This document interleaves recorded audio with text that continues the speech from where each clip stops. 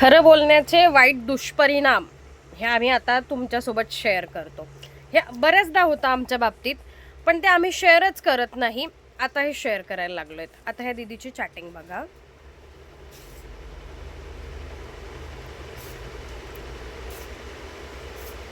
इथपर्यंत चॅटिंग, नुसतीच चॅटिंग आहे. तर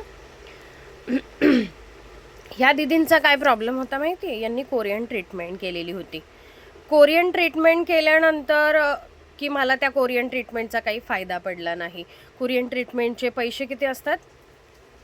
कमीत कमी 30,000 रुपये, जास्तीत जास्त 50-60,000 रुपयापर्यंत जातात. कोरियन ट्रीटमेंट अशी प्राईजला असते. आणि त्यानंतर त्यांच्या जे क्रीम असतात ना, त्या क्रीम तुम्हाला वापरायच्या असतात.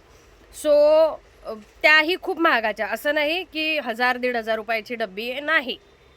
आवाकाडो आपण देतोय ना 2,000ची, एवढी ती जड जाते.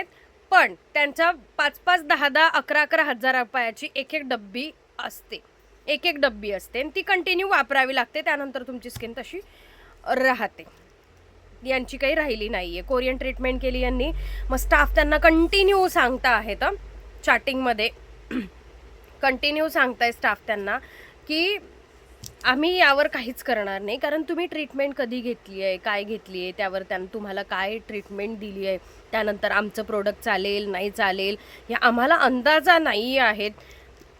माझ्याशी बोलून स्टाफ कंटिन्यू त्यांना रिप्लाय करतो आहेत की आमच्या मॅम नाही सांगता आहेत की आमच्याकडून तुम्हाला काही मिळणार नाही, तुम्ही नका घेऊ.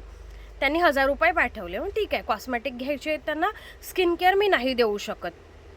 त्यांचं म्हणणं होतं की आवाकाडो मी वापरते, आवाकाडो मी नाही देऊ शकत, कारण त्यांनी आधी ते कोरियन ट्रीटमेंटमध्ये काय केलं आहे मला माहिती नाही. त्यांची स्किन कितपत डॅमेज झाली आहे, काय झाली आहे.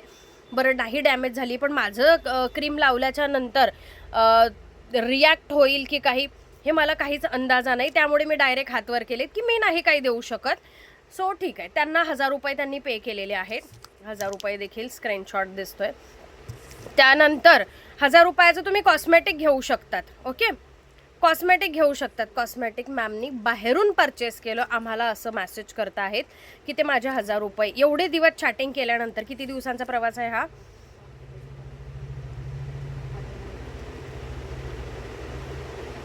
20 मे पासनं चॅटिंग होते. 20 मे पासनं फक्त चॅटिंग होते आहेत. 20 मे पासनं फक्त चॅटिंग होते. आता मॅमचा काय मेसेज आहे? मी बाहेरून कॉस्मेटिक परचेस केलं, माझे 1,000 रुपये रिफंड करा. माझे 1,000 रुपये रिफंड करा. म्हणजे आम्हाला कधी कधी असं वाटतं आहेत की नुसतेच प्रोडक्ट विकायचं. तुम्ही मागताय प्रोडक्ट, तुम्हाला जर असं वाटतंय की आमच्या प्रोडक्टने तुम्हाला खूप छान असा रिझल्ट मिळेल, तर आम्ही फक्त हो हो म्हणायचं आणि विकायचं. खरी परिस्थिती सांगायची नाही, राईट आहेत ते सांगायचं नाही, फक्त प्रोडक्ट विकायचं. हे जे वागणं आहेत ना, या वागण्यावरून असं वाटतं की खरं कधी बोलू नये. आणि मला असं वाटतंय की जे खरं न बोलणारे लोक राहिले नाही आहेत ना जगात आता, ते कारण बहुतेक हेच असेल की आपण एवढं खरं बोलल्याच्या नंतर समोरची व्यक्ती असं वागते, तर कदाचित असंच असेल.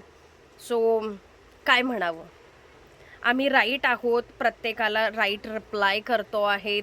जर तुमच्या स्किन अकॉर्डिंग हे प्रोडक्ट नाही जात आहे तर आम्ही नाही सांगतो आहेत, तर समोरची व्यक्ती आमच्याकडून नाही दुसरीकडून परचेस करून मोकळी होते. याबद्दल तुमचं काय मत आहे आवर्जून मला कमेंट करून सांगा. तुमच्या बाबतीतही असं झालं आहेत का, किंवा तुम्ही कोणाच्या बाबतीत असं करतात का, यावरून कमेंट करून सांगा. आणि मी यानंतर खरं बोललं पाहिजे की नाही हे देखील सांगाल कमेंट करून.